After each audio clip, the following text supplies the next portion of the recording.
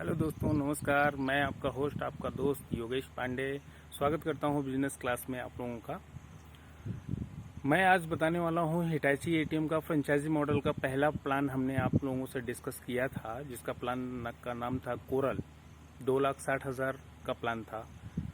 और आज मैं डिस्कस करने वाला हूं सेकंड नंबर का प्लान, जिसमें पहले नंबर का प्लान जो था वो भी मेंटेनेंस फ्री प्लान था, जिसमें मेंटेनेंस चार्ज आपका कुछ भी नहीं लगना था।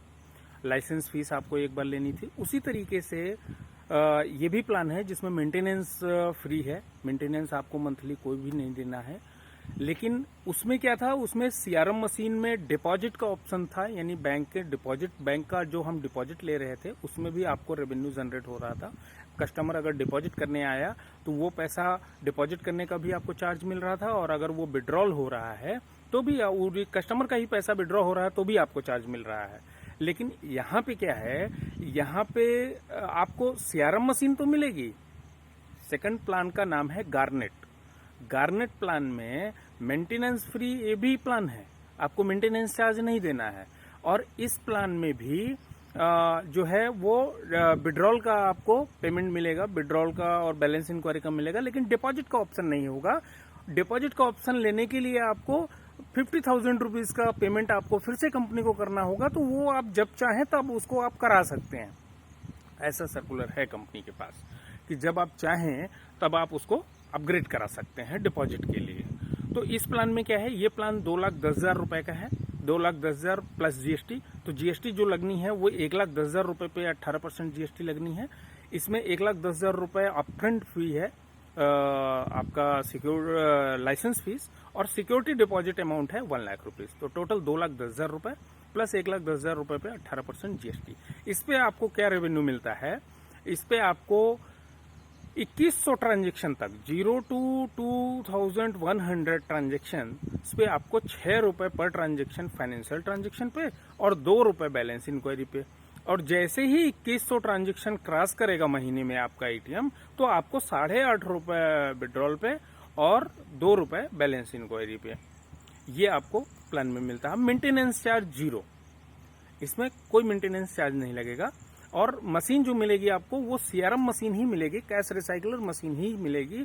उसको आप फ्यूचर में अपग्रेड करा सकते हैं। जैसे अभी आपको लगता है कि नहीं, हमारे यहाँ तो यूनियन बैंक का ब्रांच नहीं है, केनरा बैंक का ब्रांच नहीं है, जिन बैंकों का अभी करंटली टाइप्स हैं वो बैंक के अगर आसपास बैंक्स आपके पास नहीं है तो आपको डिपॉजिट का ऑप्शन लेने की जरूरत भी नहीं है। आप 2,10,000 रुपए का प्लान लेकर के चालू कर सकते हैं। और अगर फ्यूचर में हमारे टाइप्स बढ़ते हैं या हिटाची कंपनी का बढ़ता है टाइप्स और वो बैंक अवेलेबल होती है वहां पे, तो आप डिपॉजिट का ऑप्शन अपग्रेड करा सकते हैं। तो ये बेहतरीन प्लान है, ये भी आप ले सकते हैं। और इसके बाद हम नेक्स्ट वीडियो में प्लान तीसरे नंबर के प्लान पे डिस्कशन करेंगे, जिसमें मेंटेनेंस मंथली चार्ज करती है कंपनी, लेकिन उसमें रेवेन्यू शेयरिंग आपका ज्यादा होता है। तो वो मजे की बात है, वो देखने वाली बात है। उसमें आपका अमाउंट भी कम है प्लान का, वो हम नेक्स्ट वीडियो में डिस्कशन करेंगे। और अभी मैं आपको बता दूं कि जो भी एटीएम इंडस्ट्री का खेल है, जो भी एटीएम इंडस्ट्री में रेवेन्यू जनरेट होता है, वो अच्छी बात यह है कि आपको सोचने की जरूरत है, समझने की जरूरत है। यदि आप एटीएम बिजनेस में आना चाह रहे हैं और नया एंटरप्रेन्योर हैं और बेरोजगार लोग हैं, या जिनके पिताजी परेशान हैं कि हमारा बच्चा कुछ नहीं कर रहा, उनके पास पैसा तो है लेकिन वो समझ नहीं पा रहे हैं कि हमें क्या करना चाहिए, तो मेरे हिसाब से ATM franchisee model is the best plan for new entrepreneur. अभी क्या है कि आपको मालूम होना चाहिए कि पॉपुलेशन कितनी तेजी के साथ इंक्रीज कर रही है। पॉपुलेशन इंक्रीज कर रही है, लेकिन फर्स्ट कोविड के बाद से ही जो बैंक्स की हालात हैं, इंटरनली फाइनेंशियल क्राइसिस जो है, वो सारी बैंकें उससे सफर कर रही हैं। जो उनका इनकम जनरेट होता था वो कम हो गया, और बैंकों को एक्सपांड करने के लिए उतना फंड चाहिए होता है। अगर एक ब्रांच को बढ़ाती है बैंक, अपनी ब्रांच को एक्सपांड करती है, तो उसमें काफ़ी उसको कॉस्ट देना पड़ता है, काफ़ी खर्च आते हैं, और उसमें एम्प्लॉयमेंट करना है, रिक्रूटमेंट का प्रोसेस करना है। लेकिन पॉपुलेशन तो डे बाय डे बढ़ रही है। आरबीआई ये चीज नोटिस कर रही है कि हमारी population, young generation day by day increase कर रही है, और कोई भी ऐसा ब्रांच नहीं है। आप 2 मिनट के लिए सीरियसली सोचिएगा, अगर इस बिजनेस को करने जा रहे हैं तो पहले आपको समझना जरूरी है कि इस इंडस्ट्रियल में पोटेंशियल कितना है। मेरे बॉस कहा करते थे पोटास कितना है। तो पोटास को समझना जरूरी है किसी भी बिजनेस को करने के लिए। उसके अंदर पोटेंशियल क्या है, वो फील्ड कितना बड़ा है, कितना डेवलपमेंट के चांसेस हैं, वो समझना जरूरी है। तो आपको बिजनेस करने में अच्छा भी लगेगा, मजा भी आएगा और आपको नुकसान भी नहीं होगा। नुकसान के चांसेस ज्यादा हो जाएंगे और डेवलप करने के चांसेस बढ़ जाएंगे आपके, जब आपके पास जानकारी होगी। तो इसमें कोई भी बहुत बड़ी बात नहीं है, सिर्फ आपको 2 मिनट सोचने की जरूरत है। कोई भी ऐसा ब्रांच बताइए आप, जो प्राइवेट बैंक हो या सरकारी बैंक्स हो, उसमें कोई भी ऐसा ब्रांच नहीं है जो 10 से 15 खाते रोज नहीं खोलता है। जो 10 से 15 अकाउंट खोल रहा है, चाहे वो करंट अकाउंट हो, चाहे वो सेविंग अकाउंट हो, सबका कार्ड बेस बढ़ रहा है। जब सबका कार्ड बेस बढ़ रहा है तो उनको सर्विसेज भी चाहिए। तो आरबीआई की सबसे बड़ी टेंशन यही थी कि हम कस्टमर्स को सर्विसेज कैसे देंगे। ब्रांच में 1-1 घंटा 2-2 घंटा लोग भीड़ लगा करके पैसे को डिपॉजिट कर रहे हैं, लाइन लगा करके। लोगों के पास समय की कमी है, हर कोई सर्विस चाहता है। आजकल प्राइवेट बैंक को आप देख रहे होंगे कि वो घर तक सर्विस देने के लिए तैयार है, और इसी बात का उनको मोटा अमाउंट चाहिए अकाउंट ओपन करने के लिए, 50,000, 1 लाख रुपीज। और गवर्नमेंट बैंक्स जो है वो अमाउंट ज्यादा नहीं लेती है, वो 500 रुपीज से आपको सेविंग अकाउंट खोल देती हैं, तो आपको सर्विस भी उसी तरीके से मिलती है। लेकिन आरबीआई के लिए तो सारी बैंक्स बराबर हैं। जैसे एक बाप के लिए सारे बच्चे बराबर होते हैं, उसी तरीके से आरबीआई के लिए सारी बैंक्स उनके लिए बच्चों की तरह है, एक बराबर हैं। तो वो कस्टमर सर्विस के लिए दिमाग में रख कर के काम करती है। आरबीआई हर किसी बिजनेसमैन को, हर किसी ह्यूमंस को समझती है, इंसानियत को समझती है कि पब्लिक को क्या चाहिए, नई जनरेशन को क्या चाहिए। हमारी पॉपुलेशन बढ़ रही है तो बैंकिंग में जरूरी है, बैंकिंग के बिना तो कुछ भी अर्थव्यवस्था चलनी नहीं है।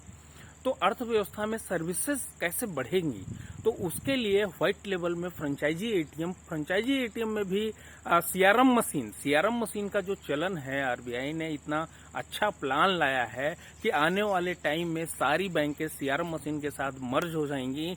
तो उनको ब्रांच डेवलप करने की जरूरत नहीं पड़ेगी, सिर्फ और सिर्फ सीआरएम मशीन के अंदर वो अकाउंट ओपन करने के लिए ब्रांच की रिक्वायरमेंट होगी।